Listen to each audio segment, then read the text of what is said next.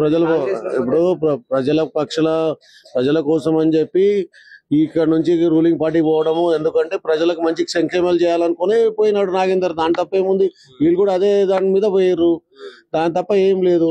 అయితే మరి ఏమంటారు ఇప్పుడు, అంటే నిర్ణయం తీసుకోకుండా ఇట్లానే కంటిన్యూ అవ్వాలంటారా మీరు? నిర్ణయం ఎట్లయినా కాదు, కంటిన్యూ అవుతుంది, క్వశ్చన్ లేదు.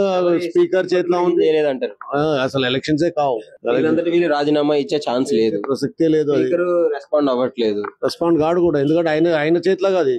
ఆయన ఇప్పుడు గవర్నమెంట్ సీఎం చెప్పాలి, సీఎం చెప్పిన తర్వాత పాస్ అయితే వీళ్ళని సస్పెండ్ చేస్తారు, సస్పెండ్ చేసి తీసేస్తారు, డిస్క్వాలిఫై చేస్తారు. మొత్తానికి అంటే కరెక్ట్, మీరు మీ ఒపీనియన్ జెన్యూన్ గా చెప్పండి, కరెక్టేనా బీఆర్ఎస్ లో గెలిచి కాంగ్రెస్ లో కూడా కరెక్టా? కరెక్టే, కాదని అంటలే. ఇప్పుడు ఆయనకు అవసరం పట్టింది, ప్రజలకు సంక్షేమం చేయాలనుకుంటున్నాడు, దానికైతే వెళ్ళిపోయిండు. దానివల్ల వీళ్ళ ఏ రూలింగ్ పార్టీ ఉంటే ఆ రూలింగ్ పార్టీకి పోయింది, దాంట్లో తప్పేం లేదు. వార్తలు ఎలా ఉన్నాయి, వాళ్ళ ఆస్తులు కాపాడుకోవడానికి